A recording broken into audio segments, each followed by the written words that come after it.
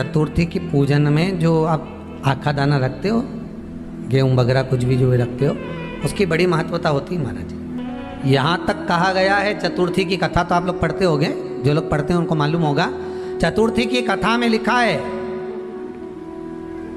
चौथ माता के व्रत में वर्णन किया गया है कि वो आखा दाना जो रखा जाता है, मान लो कोई जरूरी काम होता है तभी आखा दाना को रखा जाता है, संभाल के रखते हैं कि हम इस काम के लिए जा रहे हैं और हमारा ये कार्य सफल होना चाहिए। तो जिसने चतुर्थी का व्रत करा है, जिसने चंद्रदेव का पूजन करा, चतुर्थी का व्रत करा, वो गणेश जी से विनती करके वहां से 2-4 आखा दाना उठा ले, और जो व्यक्ति का काम अटक रहा है अपने ही घर का, पर दूसरे कुल को नहीं देना, अपने ही कुल के अंतर्गत जो काम अटक रहा है उसकी जेब में, उसके पल्लू में उस चीज़ को रख दिया जाए। तो चतुर्थी जो अगली आती है, जैसे आप महीने की करते हो तो महीने की, और आप जैसे करते हो कि 4 अलग बड़ी बड़ी चतुर्थी करते हो तो उसके अनुसार आपका कार्य सिद्ध होता ही है। उस आखे दाने का इतना महत्व होता है क्योंकि चतुर्थी का व्रत करने वाली माता जब व्रत करती है तो स्वयं चतुर्थी की कथा में लिखा हुआ है कि पार्वती जी गणेश जी से चतुर्थी की कथा बचवाती। तो चतुर्थी की कथा जब होती है तो उसको स्वयं गणेश जी बाच रहे हैं। तो व्रत कौन सुन रही है? माता पार्वती। और आपने जो आखा दाना लिया वो गणेश जी के भाव से लिया, गणेश जी से निवेदन करके, विनय करके, प्रार्थना कर उसको प्राप्त किया। तो जिनकी यहाँ संपदा की कमी होती है, वैभव की कमी होती है, लक्ष्मी की कमी होती है, प्रतिष्ठा की कमी होती है, धन की कमी होती है, उसके लिए बुधवार के दिन अगर शंकर पर 1 लोटा पानी चढ़ाया जाता है तो जिन लड़कियों का विवाह नहीं हो रहा, जिन बच्चों का विवाह नहीं हो रहा, उन बच्चों के भी विवाह हो जाते हैं। हमारा वृद्धि से मतलब होता है जिस कन्या या वर का विवाह नहीं होता, 40 साल हो गए या 30 साल हो गए, या जब 28 के बाद में लड़का लड़की क्रॉस हो जाए कि 29 में, 30 में, 32 में, 34 में, 40 तक पहुंच गए और विवाह नहीं हो रहा है, तब बेलपत्री के जो पेड़ होता है, वृक्ष होता है, उस वृक्ष की जो डाली होती है, उस डाली के मनकों से जो माला बनती है, बाजार में भी मिल जाती है बेल की माला, उस माला को भगवान शंकर को समर्पित कर कर बेलपत्री के वृक्ष के नीचे बैठ कर भगवान शंकर का पंचाक्षर मंत्र का जाप करना है। कौन सा मंत्र है? पंचाक्षर। पंचाक्षर मंत्र कल बताया था, नमः शिवाय। अगर रसोई घर से भोजन में तुलसी डलकर अगर ठाकुर जी के सामने वो थाली रखी तो ये पक्का है वो थाली ठाकुर जी नहीं जीमेंगे, क्योंकि उसमें तुलसी रखी हुई आई है। हाँ, जब ठाकुर जी के सामने थाली रखा गई और तुमने थाली रखने के बाद में मंदिर के सामने बैठ के फिर तुलसी डाली तो ठाकुर जी उसको स्वीकार कर लेते हैं। क्यों? क्योंकि 33 करोड़ देवी देवता एक जगह पर विराजमान हैं। जब हम थाली रखते हैं, प्रथम देव उस भाग को ग्रहण कर ले। जब तक तुलसी डालते हैं, प्रथम देव अपनी दृष्टि हटा लेते हैं। समय होता है, एक टाइम होता है, एक पल होता है, एक घड़ी होती है कि गणेश जी महाराज हमारे घर में आ गए। गणेश जी की सबसे पहली जो आरती हो, उस आरती के समय पर अगर धूप बत्ती जलाई जाए या गोबरी को जलाकर उसमें गूगल छोड़ी जाए और गूगल छोड़ने के बाद गणेश जी का नाम ध्रुम वर्ण कह दिया जाए तो गणेश जी को तुम्हारे घर की पूजा स्वीकार करना पड़ती है। बस वो समय हम जानते, हम तो बस उतना जानते हैं कि शिव महापुराण में लिखा और मुद्गल पुराण में लिखा, गणेश पुराण में लिखा, गणेश जी का एक नाम होता है ध्रुम वर्ण। क्या नाम है? ध्रुम वर्ण गणेश जी का एक नाम होता है। जब हम धूप जलाकर और धूप लगाने के बाद में गणेश जी की सबसे पहली आरती करने के पहले अगर हम सबसे पहली आरती गणेश जी की कर रहे हो, अपने घर में स्थापना कर रहे हो, बिठा रहे हो, और तुम चाहते हो कि गणेश जी मेरे घर में आके मेरी पूजा को स्वीकार करें और जो मांगू मेरा गणेश मुझे दे 10 दिन के अंदर, तो पहला नाम लेकर पुकार लेना ध्रुम वर्ण विनायक, बैठो, बस काम हो गया। वो फिर ही होकर आता। सुंदर जोड़ी थी शंकर और पार्वती की, सही है कि गलत है? कभी नहीं झगड़ते थे। इसलिए पृथ्वी पर ना तो लक्ष्मी जी के व्रत हैं, ना ब्रह्माणी के व्रत हैं, ना इंद्राणी के व्रत हैं। अगर पूरी पृथ्वी पर सबसे ज्यादा व्रत किसके हैं? माता पार्वती। तीज का व्रत किसका? पार्वती का। चतुर्थी का व्रत किसका? पार्वती का। चौथ का व्रत किसका? पार्वती का। छठ का व्रत किसका? पार्वती का। जितने व्रत है सब माता पार्वती। गणेश जी मैया को प्रसन्न करने के लिए अष्ट रूप में धारण करते हैं। 8 रूप भगवान गणेश जी ने धारण किए। एक मयूरेश्वर गणेश, दूसरा सिद्धि विनायक, तीसरा बल्लालेश्वर, फिर वरद विनायक, फिर चिंतामणि, फिर गिरजात्मज, फिर भगवान गणेश विघ्नेश्वर अष्ट विनायक, फिर महागणपति। ऐसे गणेश जी के अष्ट नाम हुए। उस समय तिजोरी के अंदर जो गणेश की प्रतिमा रखी जाती है किस नाम से रखी जाती है? तो तिजोरी में हम जो गणेश की प्रतिमा रखते हैं वो वरद विनायक के नाम से रखते हैं। कौन सा गणेश? वरद। वरद विनायक के नाम से तिजोरी में गणेश रखते हैं। और वरद विनायक के नाम से गणेश जी तिजोरी में रखाते हैं। आपको कथा में कहा था, घर में सीधी सूंड का गणेश और व्यापार व्यवसाय ऑफिस में उल्टी सूंड का गणेश होना चाहिए। वरद विनायक को तिजोरी में।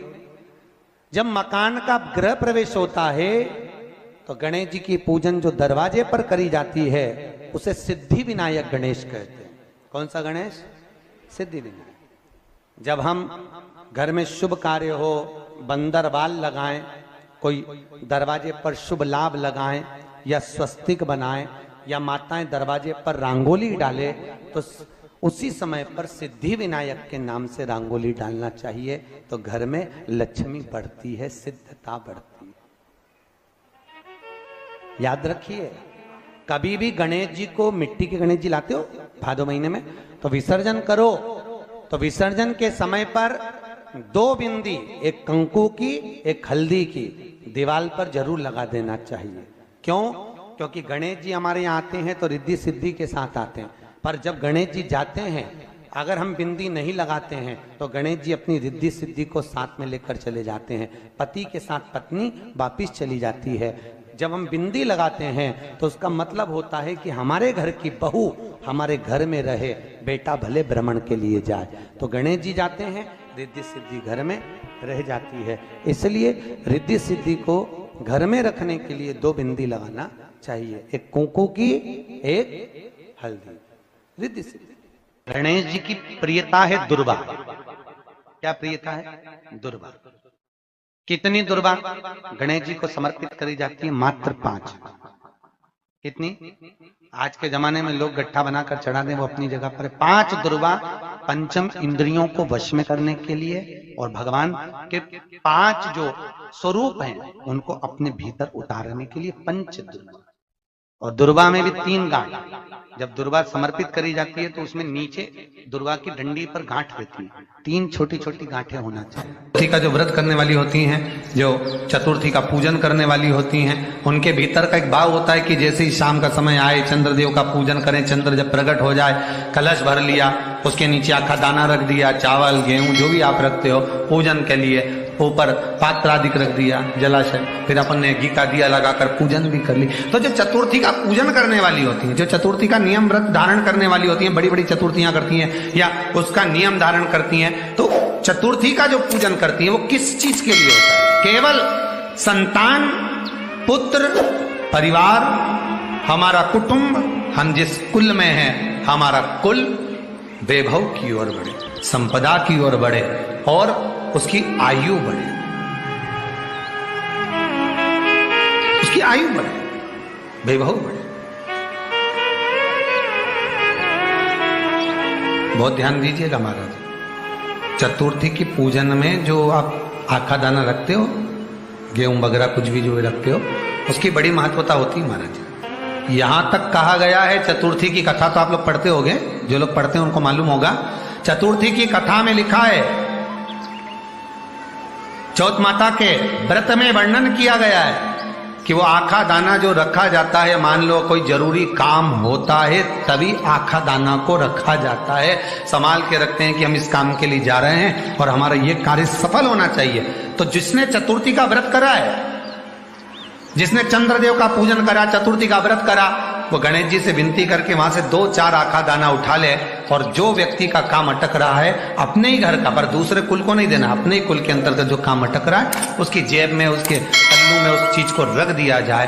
तो चतुर्थी जो अगली आती है, जैसे आप महीने की करते हो तो महीने की, और आप जैसे करते हो कि 4 अलग बड़ी बड़ी चतुर्थी करते हो तो उसके अनुसार आपका कार्य सिद्ध होता ही है। उस आखे दाने का इतना महत्व होता है क्योंकि चतुर्थी का व्रत करने वाली माता जब व्रत करती है तो स्वयं चतुर्थी की कथा में लिखा हुआ है कि पार्वती जी गणेश जी से चतुर्थी की कथा बचवाती। चतुर्थी की कथा बाची किसने थी? स्वयं गणेश जी महाराज ने। और सुनी किसने थी? माता पार्वती। बाचने वाले गणेश जी थे, सुनने वाली माता पार्वती थी। तो चतुर्थी की कथा जब होती है तो उसको स्वयं गणेश जी बाच रहे। तो व्रत कौन सुन रही है? माता पार्वती। और आपने जो आखा दाना लिया वो गणेश जी के भाव से लिया, गणेश जी से निवेदन करके, विनय करके, प्रार्थना कर उसको प्राप्त किया। जितने आस्था चैनल पर कथा सुन रहे हो, जितने फेसबुक और यूट्यूब पर सुन रहे हो, और जितने इस छत्तीसगढ़ की पावन धरा पर बैठकर सुन रहे हो, बहुत सावधानी से सुनना। एक छोटा सा कपूर का टुकड़ा जब आरती में जलाया जाता है तो ये कपूर क्यों जलाते हैं? इस कपूर का महत्व क्या है? इस कपूर का कारण क्या है? ये कपूर है कौन जिसको हम आरती में जलाते हैं? क्या जरूरत इस कपूर को आरती में जलाने की? क्या जरूरत इसको यज्ञशाला में जलाने की? क्या जरूरत है इस कपूर को पूजन में जलाने की? स्वयं गुरु बाबा कहते हैं यदि कोई आरती में, पूजन में, घर में एक कपूर का टुकड़ा आरती के बाद में जब समर्पित करेगा तो उसको अश्वमेध यज्ञ का पुण्य प्राप्त हो जाएगा। अश्वमेध यज्ञ के पुण्य को पाने के लिए कपूर का टुकड़ा आज भी आरती में जलाया जाए। एक कपूर का टुकड़ा सुख का, इसीलिए हमारे यहाँ शास्त्र कहता है महाराज, जब आपको घर में अगर ऐसा लगने लगे कि 15 दिन से बहुत बेचैनी है, बहुत दुख तकलीफ लग रही है, कोई ना कोई बीमार पड़ रहा है, कुछ ना कुछ तकलीफें लग रही है, तो एक पीपल का पत्ता ले लो, उसके ऊपर एक कपूर का टुकड़ा ले लो, सारे घर में घुमाकर उसको दरवाजे के बीच मध्य में जलाकर रख दीजिए। थोड़ी सी जला 20 से 25 मिनट के अंदर मकान में एनर्जी वापिस आ जाएगी, उस भवन में एनर्जी वापिस प्राप्त हो जाएगी। 20 से 25 मिनट के अंदर एनर्जी वापस।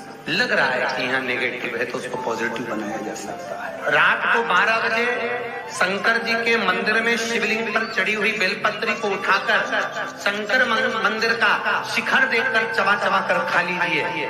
आपके पाँव के घुटने बदलने की जरूरत नहीं पड़ेगी, ऑपरेशन की जरूरत नहीं।